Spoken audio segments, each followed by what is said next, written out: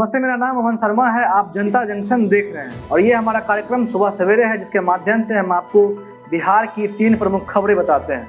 आज की पहली खबर बिहार में बाढ़ को लेकर है। पिछले दिनों में हमने आपको बिहार में बाढ़ की स्थिति को लेकर या फिर बिहार में बाढ़ क्यों आता है, इसके बारे में कई वीडियो के माध्यम से बताया है।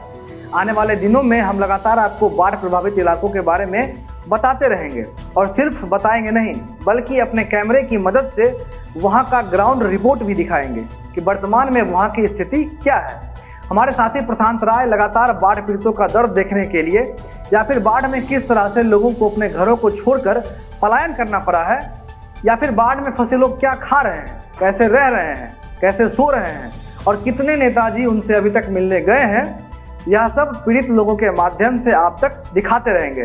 क्योंकि बाढ़ की समस्या ग्राउंड पर जितनी मार्मिक होती है, वो किसी कमरे में या किसी ऑफिस पर बैठकर नहीं समझा जा सकता है। अभी फिलहाल में हम आपको ये बताएंगे कि किन जगहों पर बाढ़ को लेकर हाई अलर्ट जारी किया गया है और कौन सी नदियां अभी उफान पर चल रही हैं, या फिर किस वजह से बिहार में बाढ़ आता है। बिहार के उत्तर में नेपाल का पूर्वी बॉर्डर है जो बिहार से मिलता है, और नेपाल का यह पूर्वी इलाका पहाड़ी क्षेत्र है और पिछले कुछ वर्षों में लगातार यहाँ पर कटाई का काम हुआ है पेड़ों की।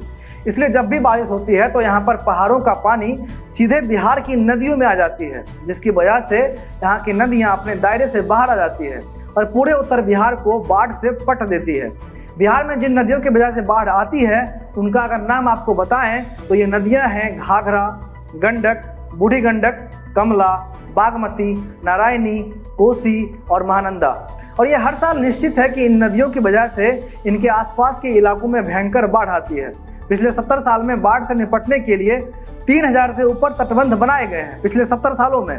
लेकिन यह जानकर आपको हैरानी होगी कि इतने तटबंध बनाने के बावजूद पिछले सालों के मुकाबले बिहार में बाढ़ 2.5 गुना ज़्यादा आता है। और अभी वर्तमान स्थिति ये है कि बिहार के 8 जिलों को बाढ़ के चलते हाई अलर्ट किया गया है, जिसमें दरभंगा, पूर्वी चंपारण, सीतामढ़ी, पश्चिमी चंपारण और वैशाली इन जिलों का नाम भी है।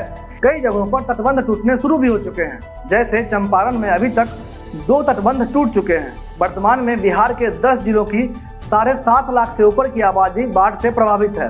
हालांकि बिहार सरकार ने बाढ़ग्रस्त इलाकों के हर प्रभावित परिवार को 6000 रुपये देने का ऐलान किया है। साथ ही जिनका कच्चा या पक्का मकान क्षतिग्रस्त हो गया है, सरकार उनकी मदद भी करेगी।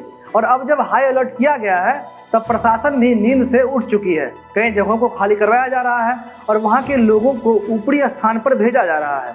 ना कोई नेता इनसे मिलने जाता है और ना ही कोई ऐसी व्यवस्था की जाती है जिससे कि इन इलाकों में बाढ़ का खतरा कम हो सके। और जब स्थिति खराब होती है तो नीतीश कुमार एक कैमरामैन को साथ लेकर हेलीकॉप्टर से निकल जाते हैं बिहार के पर्यटन के लिए। लेकिन कभी बाढ़ ना आए इसके लिए कभी काम नहीं करते हैं, क्योंकि बाढ़ के नाम पर जो माल केंद्र से आता है, अगर बाढ़ रुक गया तो वो कहाँ से आएगा। मुआवजा ले देकर जो पैसा जेब में जा रहा है उसी से तो फिर चुनाव लड़ना है। अब दूसरी खबर, हिंदुस्तानी अवाम मोर्चा के मुखिया जीतन राम मांझी बिहार विधानसभा चुनाव को लेकर छटपटाते दिख रहे हैं। हालत ये है कि ना तो अकेले चुनाव लड़ने का रिस्क लिया जा सकता है, और दूसरी तरफ जिस महागठबंधन में वो है वहाँ किसी और के नाम की बांसुरी बज रही है, और वो नाम है तेजस्वी यादव। पिछले कई दिनों से जीतन राम मांझी लगातार महागठबंधन के लिए समन्वय समिति की मांग कर रहे हैं। जीतन राम मांझी ये चाहते हैं कि महागठबंधन का मुखिया राजद ना बने या फिर उसके हिसाब से सीटों का बंटवारा ना हो, बल्कि एक समन्वय समिति बने जो ये तय करे कि किसे कितना सीट दिया जाएगा या फिर मुख्यमंत्री का चेहरा कौन होगा। लेकिन दिक्कत यहाँ भी है, महागठबंधन यह सुनने को तैयार नहीं है कि जीतन राम मांझी क्या कहना चाह रहे हैं। इसीलिए जीतन राम मांझी की छटपटाहट थोड़ी बढ़ गई है। लेकिन छटपटाहट बढ़ना और चुनाव की तैयारी करना, ये दोनों अलग अलग चल रहा है। एक तरफ जहां मांझी परेशान है तो दूसरी तरफ मांझी ने अपना वर्चुअल रैली शुरू कर दिया है।